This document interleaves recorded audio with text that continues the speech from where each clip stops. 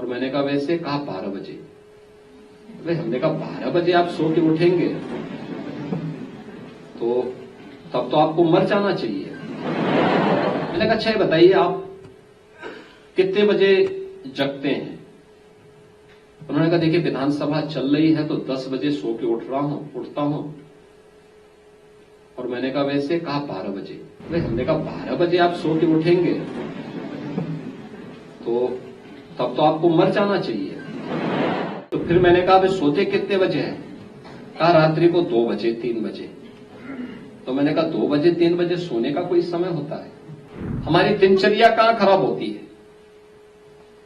जब हम समय पे जगते नहीं, समय पे सोते नहीं। समय पे जगते नहीं, समय पे सोते नहीं। हमारे एक बहुत वरिष्ठ पदाधिकारी थे,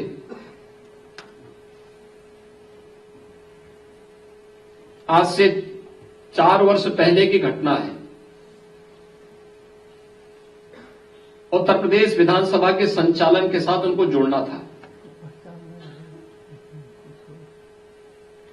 लेकिन उनका स्वास्थ्य अचानक ऐसा लगने लग गया कि वह अब तबीयत उनकी खराब हुई तब हुई।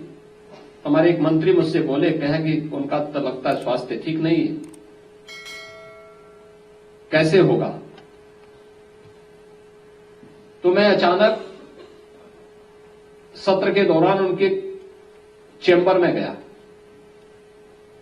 मैंने देखा कि अपने चेयर में ऐसे लुढ़के हुए थे, तो मैंने उनके सिर पे हल्के से वो किया, उनके आगे खुले, उन्होंने मुझे देखा तो खड़े होने का प्रयास कर रहे थे लेकिन खड़े नहीं हो पा रहे थे। मैंने कहा भी आपका तबीयत खराब है? उन्होंने कहा तबीयत कुछ खराब है। मैंने कहा क्या सत्र विधानसभा का सत्र चल पाएगा? आप चला पाएंगे या हमें कोई वैकल्पिक व्यवस्था करनी है? उन्होंने कहा नहीं मैं प्रयास तो करूंगा, लेकिन मैंने कहा आपका स्वास्थ्य ठीक नहीं। मैं बैठ गया, मुझे देखे थोड़ा उनके सामने एक वायु, उनकी चेतना थोड़ा सा जागृत होती हुई मुझे दिखाई दी। मैं बैठा वहां पे, मैंने कहा अच्छा बताइए आप कितने बजे जगते हैं? उन्होंने कहा देखिए विधानसभा चल रही है तो 10 बजे सो के उठता हूं। और मैंने कहा वैसे, कहा 12 बजे। भाई हमने कहा 12 बजे आप सो के उठेंगे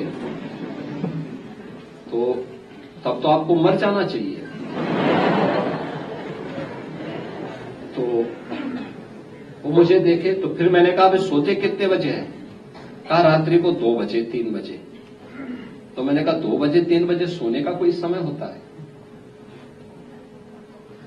मैंने कहा भी देखिए आप अगर जीवित रहना चाहते हैं तो आप बहुत देर करेंगे, बहुत ज्यादा अगर आपको लेट हुई तो 11 बजे तक आप सो जाया करिए और धीरे धीरे करके कम करिए। पहले दिन 12 बजे सोइए, फिर उसको 11:30 करिए, फिर 11 बजे करिए, फिर 10:30 करिए, फिर 10 बजे करिए और 10 बजे तक हर हाल में सो जाइए।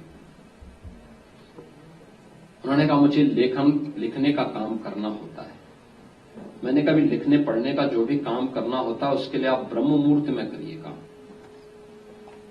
सुबह रात को जल्दी सोइए और सुबह जल्दी जगिए। तो उन्होंने कहा इससे क्या होगा? मैंने कहा आप देखना, आप केवल एक काम करिए, पहले केवल अपने को नियम संयम के साथ जोड़ दीजिए। समय पे जगना, समय पे सोना, समय पे अपना नाश्ता लेना, समय पे अपना भोजन लेना। अगर आप इतना कर लेंगे तो आप देखेंगे कि अगले 1 महीने के अंदर आपको कुछ अपने शरीर में एक चेतना दिखेगी।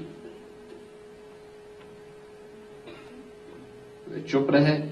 उन्होंने कहा, फिर मैंने कहा सुबह प्रयास होना चाहिए कि सूर्योदय के पहले पहले आप नित्य क्रिया से निवृत्त होकर के स्नान आदि करके पूजा वगैरह करते हैं तो पूजा वगैरह कर लीजिए और फिर अपना अन्य कार्य निपटाइए।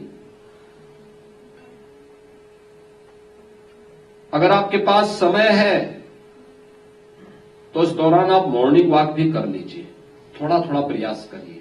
अभी तो आप चल नहीं पाएंगे, कोई सहयोगी लीजिए आप। और फिर प्राणायाम का अभ्यास करिए। मैंने एक योग से जुड़े हुए प्रशिक्षक को उनके यहां पास भेजा। मैंने कभी नियमित रूप से इनको 5 मिनट से बढ़ाते जाइए, 5 से 7, 7 से 10, 10 से 15, 15 से 20, 25 और आधे घंटे तक लेके जाइए। इनको प्राणायाम का अभ्यास कराइए। आप देखिए, जो 3 वर्ष पहले जो व्यक्ति एकदम मरणासन स्थिति में था, आज वो मेरे सामने चल करके आते हैं अपने पैरों से और स्वस्थ हैं, पूरी तरह स्वस्थ हैं। यद्यपि रात को 11, साढ़े 11 बजे के पहले अभी भी नहीं सोते, लेकिन मेरा मानना है कि अगर वो 10 बजे तक सो जाए और सुबह 4, साढ़े 4, 5 बजे तक जग जाए और अपनी क्रियाओं को नियमित कर लें, तो उनकी आयु अपने आप ही स्वस्थ हो जाएगी, अपने आप ही आरोग्यता को प्राप्त कर सकते हैं।